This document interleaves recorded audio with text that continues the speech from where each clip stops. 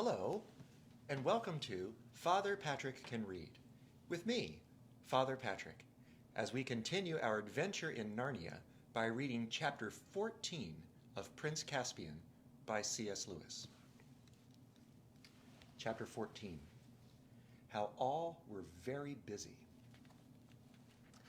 A little before 2 o'clock, Trumpkin and the Badger sat with the rest of the creatures at the wood's edge, looking across at the gleaming line of Miraz's army, which was about 2 arrow shots away. In between, a square space of level grass had been staked for the combat.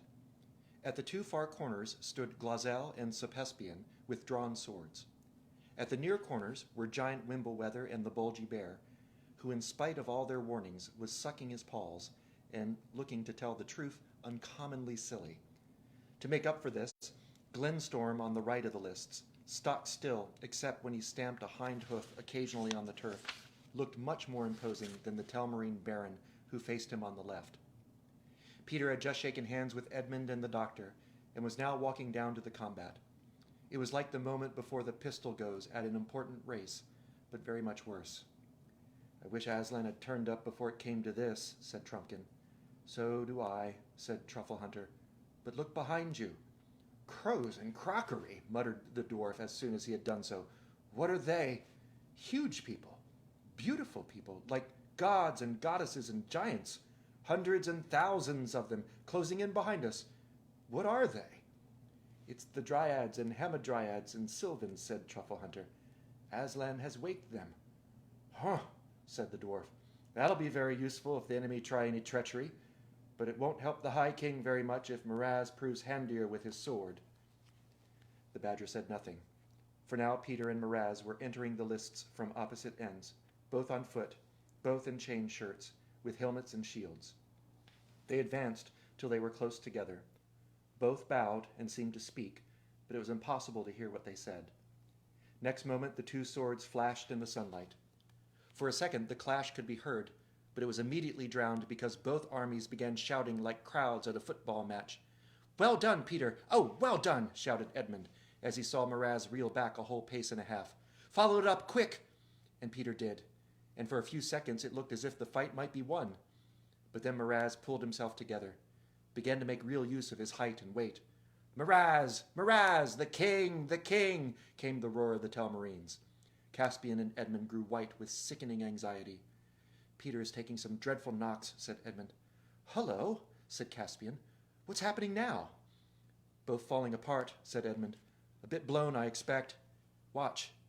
Ah, now they're beginning again, more scientifically this time, circling round and round, feeling each other's defenses." "I'm afraid this Miraz knows his work," muttered the doctor. But hardly had he said this when there was such a clapping and baying and throwing up of hoods among the old Narnians that it was nearly deafening. "What was it? What was it?" asked the doctor. "My old eyes missed it." "The High King has pricked him in the armpit," said Caspian, still clapping, "just where the armhole of the hauberk let the point through. First blood." "It's looking ugly again now, though," said Edmund. "Peter's not using his shield properly. He must be hurt in the left arm." It was only too true. Everyone could see that Peter's shield hung limp. The shouting of the Telmarines redoubled. "You've seen more battles than I," said Caspian. "Is there any chance now?" "Precious little," said Edmund. "I suppose he might just do it, with luck." "Oh, why did we let it happen at all?" said Caspian. Suddenly all the shouting on both sides died down. Edmund was puzzled for a moment. Then he said, "Oh, I see." They both agreed to a rest. "Come on, Doctor. You and I may be able to do something for the High King." They ran down to the lists, and Peter came outside the ropes to meet them, his face red and sweaty, his chest heaving. "Is your left arm wounded?" asked Edmund. "It's not exactly a wound," Peter said. "I got the full weight of his shoulder on my shield, like a load of bricks, and the rim of the shield drove into my wrist. I don't think it's broken, but it might be a sprain. If you could tie it up very tight, I think I could manage." While they were doing this, Edmund asked anxiously, "What do you think of him, Peter?" "Tough," said Peter. "Very tough. I have a chance if I can keep him on the hop till his weight and short wind come against him, in this hot sun, too. To tell the truth, I haven't much chance else. Give my love to everyone at home, Ed, if he gets me." Here he comes into the lists again. So long, old chap. Goodbye, Doctor. And I say, Ed, say something specially nice to Trumpkin. He's been a brick. Edmund couldn't speak. He walked back with the doctor to his own lines with a sick feeling in his stomach. But the next bout went well. Peter now seemed to be able to make some use of his shield, and he certainly made good use of his feet. He was almost playing tag with Miraz now, keeping out of range, shifting his ground, making the enemy work. "Coward!" booed the Telmarines. "Why don't you stand up to him? Don't you like it, eh? Thought you'd come to fight, not dance. Ah!" "Oh, I do hope he won't listen to them," said Caspian. "Not he," said Edmund. "You don't know him." "Oh!"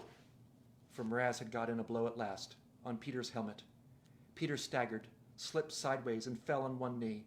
The roar of the Telmarines rose like the noise of the sea. "Now, Miraz!" they yelled. "Now! Quick, quick, kill him!"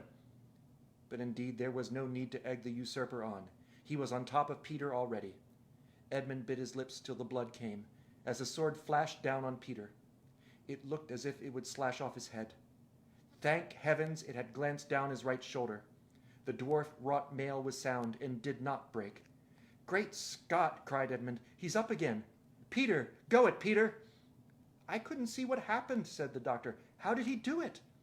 "Grabbed Miraz's arm as it came down," said Trumpkin, dancing with delight. "There's a man for you. Uses his enemy's arm as a ladder. The High King! The High King! Up, old Narnia!" "Look," said Trufflehunter. "Miraz is angry. It is good." They were certainly at it hammer and tongs now. Such a flurry of blows that it seemed impossible for either not to be killed. As the excitement grew, the shouting almost died away. The spectators were holding their breath. It was most horrible and most magnificent. A great shout arose from the old Narnians. Miraz was down, not struck by Peter, but face downwards, having tripped on a tussock. Peter stepped back, waiting for him to rise. "Oh, bother, bother, bother," said Edmund to himself. "Need he be as gentlemanly as all that? I suppose he must. Comes of being a knight and a high king. I suppose it is what Aslan would like. But that brute will be up again in a minute, and then—" But that brute never rose. The lords Glozell and Caspian had their own plans ready. As soon as they saw their king down, they leaped into the lists, crying, "Treachery! Treachery! The Narnian traitor has stabbed him in the back while he lay helpless. To arms! To arms, Telmar!" Peter hardly understood what was happening. He saw two big men running towards him with drawn swords. Then the third Telmarine had leaped over the ropes on his left. "To arms, Narnia! Treachery!" Peter shouted. If all three had set upon him at once, he would never have spoken again. But Glozell stopped to stab his own king dead where he lay. "That's for your insult this morning," he whispered as the blade went home. Peter swung to face Caspian, slashed his legs from under him, and, with the back cut of the same stroke, walloped off his head. Edmund was now at his side, crying, "Narnia! Narnia! The lion!" The whole Telmarine army was rushing towards them. But now the giant was stamping forward, stooping low and swinging his club. The centaurs charged. Twang, twang behind, and hiss, hiss overhead came the archery of dwarfs. Trumpkin was fighting at his left. Full battle was joined. "Come back, Reepicheep, you little ass," shouted Peter. "You'll only be killed. This is no place for mice." But the ridiculous little creatures were dancing in and out among the feet of both armies, jabbing with their swords.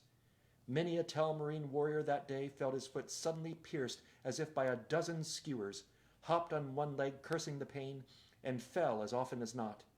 If he fell, the mice finished him off. If he did not, someone else did. But almost before the old Narnians were really warmed to their work, they found the enemy giving way. Tough-looking warriors turned white, gazed in terror not on the old Narnians, but on something behind them, and then flung down their weapons, shrieking, "The wood! The wood! The end of the world!" But soon neither their cries nor the sound of weapons could be heard any more, for both were drowned in the ocean-like roar of the awakened trees as they plunged through the ranks of Peter's army, and then on, in pursuit of the Telmarines. Have you ever stood at the edge of a great wood on a high ridge when a wild southwester broke over it in a full fury on an autumn evening? Imagine that sound. And then imagine that the wood, instead of being fixed to one place, was rushing at you, and was no longer trees, but huge people, yet still like trees because their long arms waved like branches and their heads tossed and leaves fell round them in showers. It was like that for the Telmarines. It was a little alarming even for the Narnians. In a few minutes, all Miraz's followers were running down to the great river in the hope of crossing the bridge to the town of Baruna and there defending themselves behind ramparts and closed gates. They reached the river, but there was no bridge. It had disappeared since yesterday. Then utter panic and horror fell upon them, and they all surrendered. But what had happened to the bridge? Early that morning, after a few hours' sleep, the girls had waked to see Aslan standing over them and to hear his voice saying, "We will make holiday." They rubbed their eyes and looked round them. The trees had all gone, but could still be seen moving away towards Aslan's howl in a dark mass. Bacchus and the Maenads, his fierce madcap girls, and Silenus were still with them. Lucy, fully rested, jumped up. Everyone was awake. Everyone was laughing. Flutes were playing, cymbals clashing. Animals, not talking animals, were crowding in upon them from every direction. "What is it, Aslan?" said Lucy, her eyes dancing and her feet wanting to dance.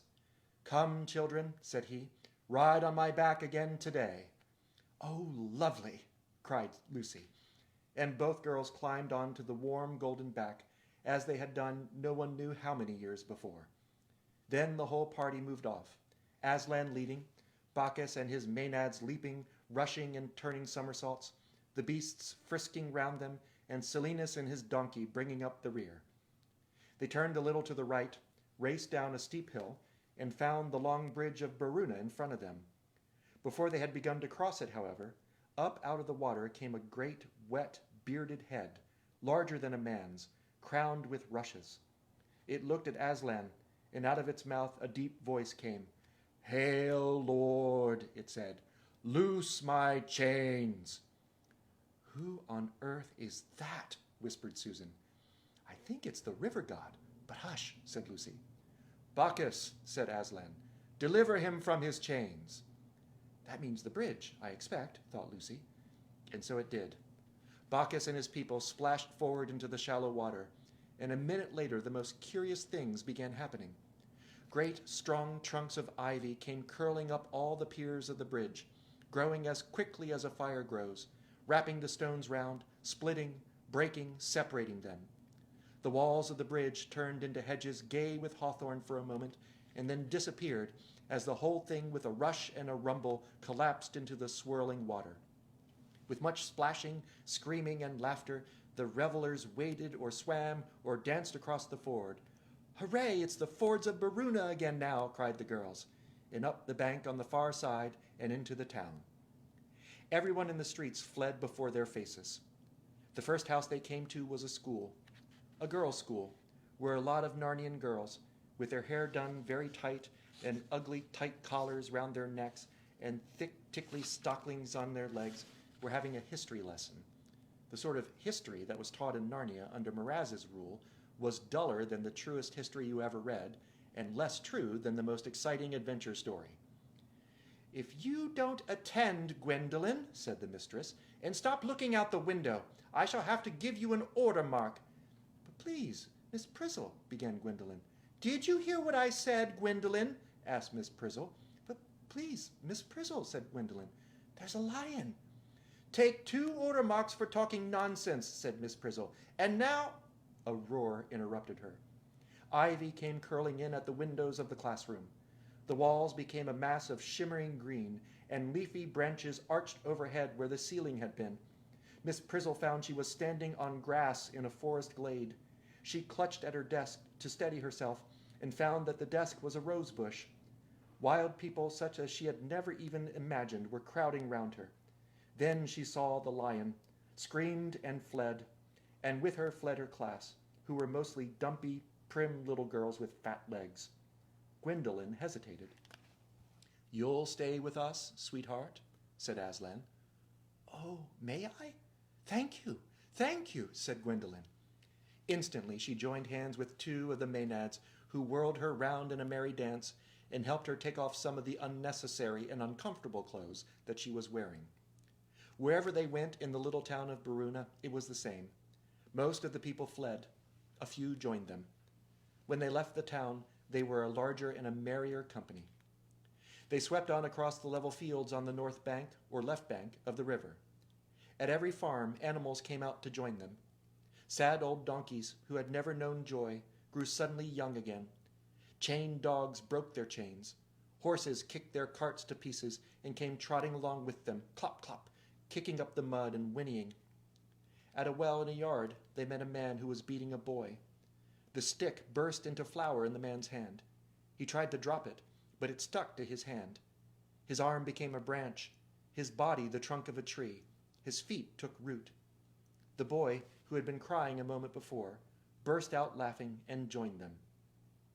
At a little town halfway to Beaver's Dam, where two rivers met, they came to another school, where a tired-looking girl was teaching arithmetic to a number of boys who looked very like pigs.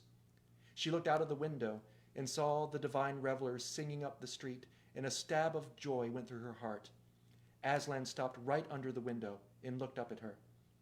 "Oh, don't," she said. "I'd love to, but I mustn't. I must stick to my work, and the children would be frightened if they saw you." "Frightened?" said the most pig-like of the boys. "Who's she talking to out of the window? Let's tell the inspector she talks to people out of the window when she ought to be teaching us." "Let's go and see who it is," said another boy, and they all came crowding to the window. But as soon as their mean little faces looked out, Bacchus gave a great cry of "woo, woo, woo, woo, woo, woo, woo," and the boys all began howling with fright and trampling one another down to get out of the door and jumping out of the windows. And it was said afterwards, whether truly or not, that those particular little boys were never seen again, but that there were a lot of very fine little pigs in that part of the country which had never been there before. "Now, dear heart," said Aslan to the mistress, and she jumped down and joined them. At Beaver's Dam they recrossed the river and came east again along the southern bank. They came to a little cottage where a child stood in the doorway crying. "Why are you crying, my love?" asked Aslan. The child, who had never even seen a picture of a lion, was not afraid of him. "Auntie's very ill," she said. "She's going to die." Then Aslan went to go in at the door of the cottage, but it was too small for him. So when he had got his head through, he pushed with his shoulders, Lucy and Susan fell off when he did this, and lifted the whole house up, and it all fell backwards and apart. And there, still in her bed, though the bed was now in the open air, lay a little old woman who looked as if she had dwarf blood in her. She was at death's door, but when she opened her eyes and saw the bright, hairy head of the lion staring into her face, she did not scream or faint. She said, "Oh, Aslan, I knew it was true. I've been waiting for this all my life. Have you come to take me away?" "Yes, dearest," said Aslan, "but not the long journey yet." And as he spoke, like the flush creeping along the underside of a cloud at sunrise, the color came back to her white face, and her eyes grew bright, and she sat up and said, "Why, I do declare I feel that better.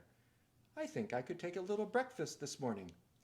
"Here you are, mother," said Bacchus, dipping a pitcher in the cottage well and handing it to her.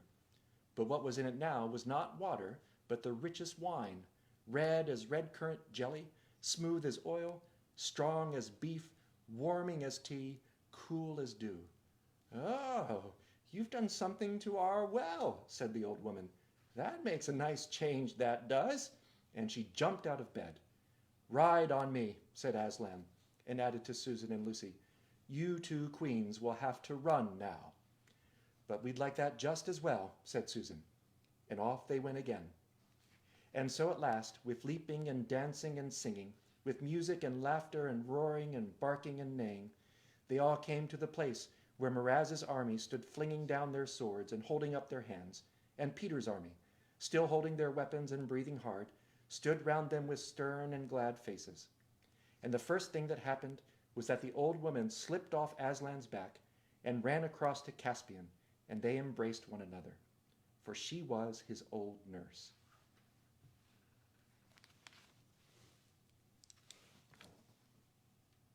Well, I hope you will join tomorrow at noon, for Father Patrick can read with me, Father Patrick, as we conclude our adventure in Narnia by reading chapter 15 of Prince Caspian by C.S. Lewis. Until then, goodbye.